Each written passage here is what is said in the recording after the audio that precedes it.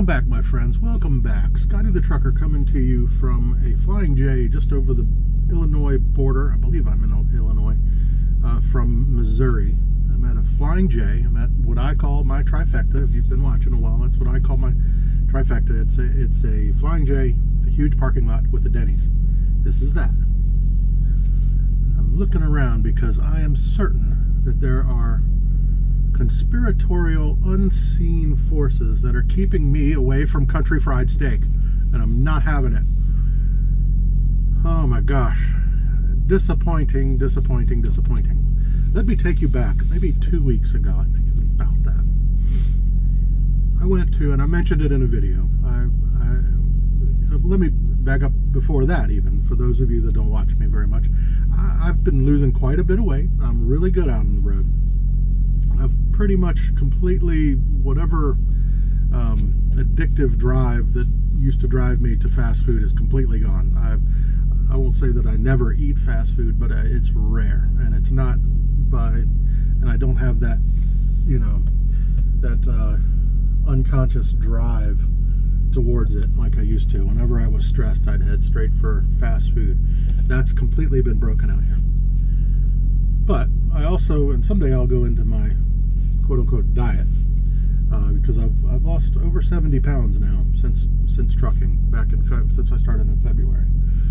So I don't eat out often, and this particular time out, since the last home time, if you take away the week that I spent in the hotel, because that was Papa John's heaven there, so I didn't have anything else. So at Papa John's delivered, I had like a stack of 4 or 5 boxes by the end of my stay there. But if you take that week out, I've barely eaten out at all. I left home with enough food to sustain me all the way through 8 weeks. With the exception of I do need to pick up bread and milk every so often, because I came out, I brought 8 boxes of cereal. I had Jimmy Dean sausage and eggs, croissants. I had all kinds of stuff. And like I said, I'll go into the diet, and I do quotes because as a person who has done every diet out there and failed, as most people do, I think I've finally figured it out, and it's what everybody knows it is. It's not cutting things. The food in and of itself is not going to kill you. No food, unless you're talking about that Japanese blowfish thing that has the poison that they have to cut it just right.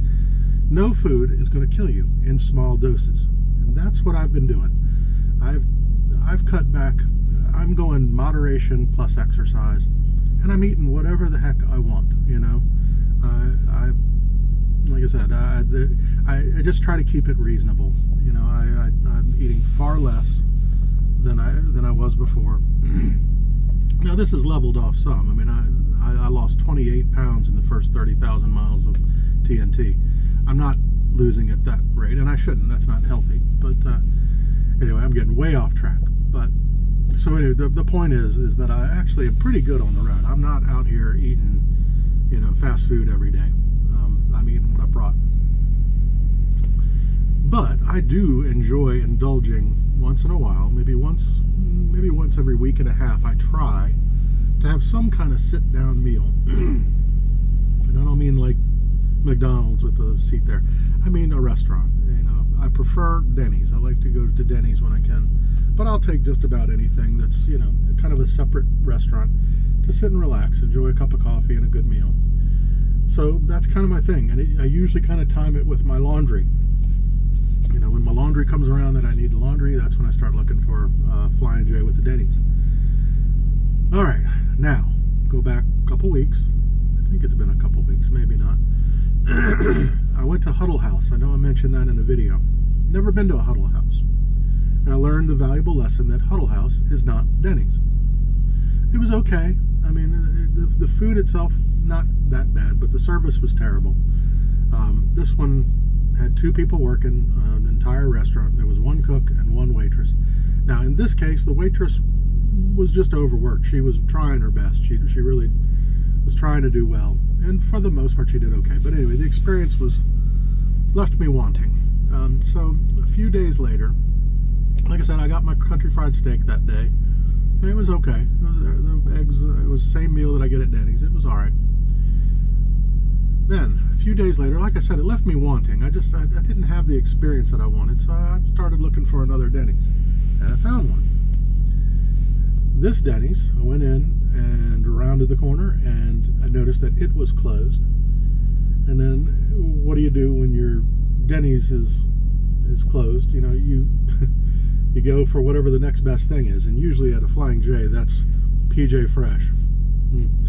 Pizza in my case, and I think that's what I did that day. I did pizza, but the reason why it was closed, the whole place had the water cut off.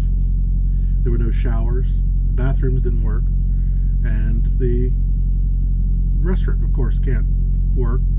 Actually, no, I didn't get pizza because they can't serve food when they don't have water, because you can't wash your hands, that kind of thing. I forgot. I left there with nothing. So that one. So foiled, number one. Conspiracy. I'm telling you, someone's working against me. That's number one.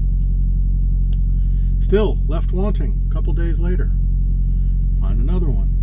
Flying J with a, sorry, someone walking by. Flying J with a Denny's. I go in, and I'm rounding the corner. Please, please, please don't be closed. Please, please, please. I'm saying the trucker prayer. Don't be closed, Denny's. Around the corner, and it's open. It's open. I go in, stand where, you know, it says, please wait to be seated. Stood there for at least 5 minutes, maybe. And the one, again, this was not a huddle house, but it was the same scenario. This one was a chef and one server for a pretty busy restaurant. And she finally came around and just said, oh, you just go ahead and sit wherever you want. And so I did. And I'm watching. This is like I said, same scenario.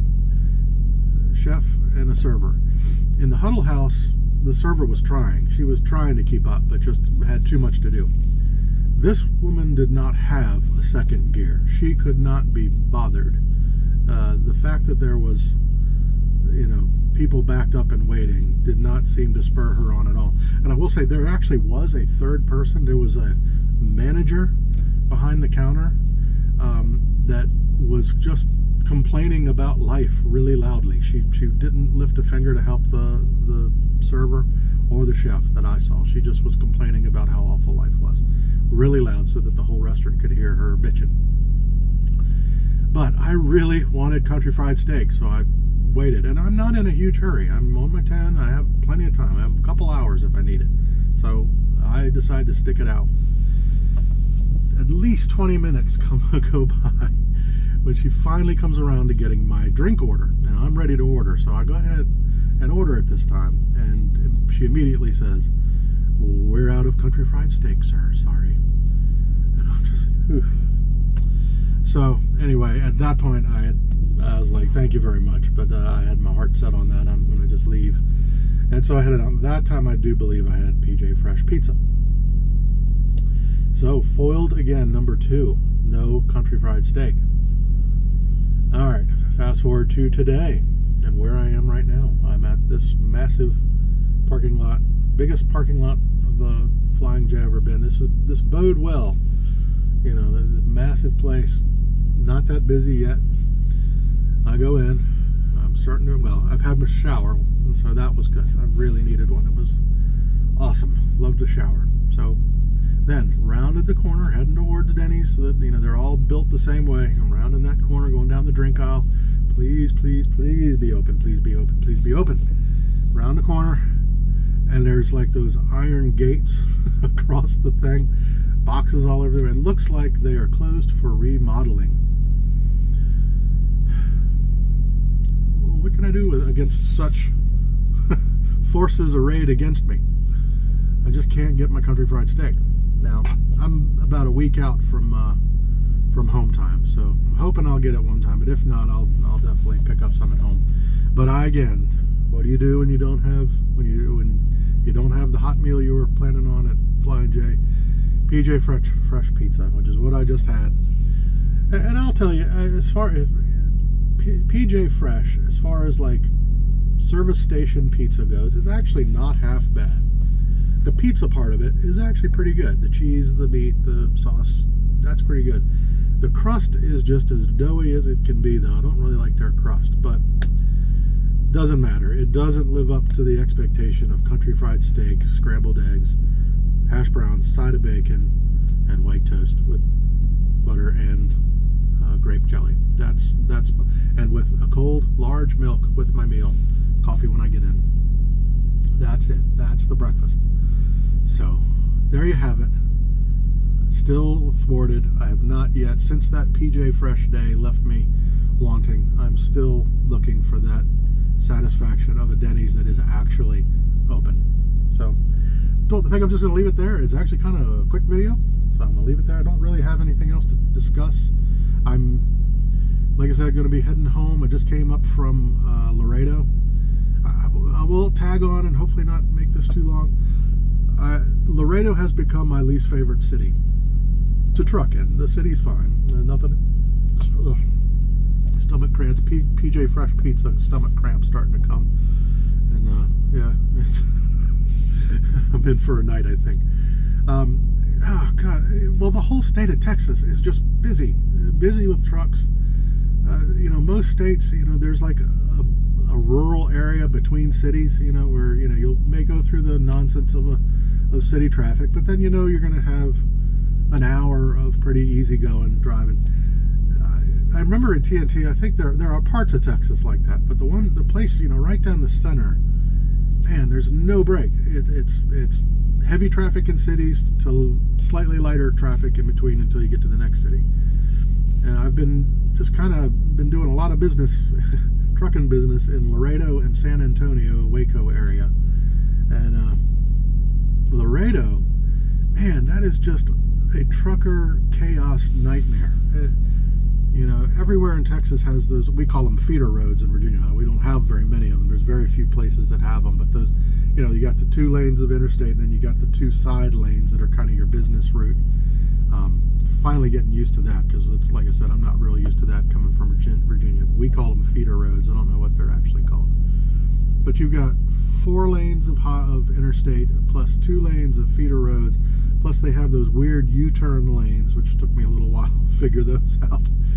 And they're all stuffed, jammed packed with tractor trailers everywhere. It's like there's 10 tractor trailers to every car. It's amazing. So, and I don't know what the correlation would be, if any, but every shipper or receiver that I've been to in Laredo has been just as chaotic. And I think it's just too many trucks, too much stuff going on in that area. All three or four that I've been to were chaos. So it always feels, when I'm leaving Laredo for one, but the state of Texas, I feel like I'm escaping something. So glad to be out of there. Although that seems to be my route right now. I'm kind of bouncing north-south. I did Minnesota to Laredo, back up, and then where was I? I don't know, Illinois or somewhere last time, down to San Antonio, then to Laredo, and then back up. So I'm doing a lot of business along that corridor right now. There was something else. I'm making a longer video, even though I said I wouldn't. But there was something else. What was it I wanted to say? Something about Texas. Oh, I hate when I do that. The thought came while I was talking and I couldn't. Oh, let me sit here for a moment and see if I can remember what it was. Oh, well. No, can't think of it. Maybe for the next video. God, that bugs me because I wanted to say it. All right, folks, I'm just going to call it there. Hope everybody's having a wonderful whatever today is. I think it's Thursday, and I hope you're well. Talk to you soon. Bye-bye.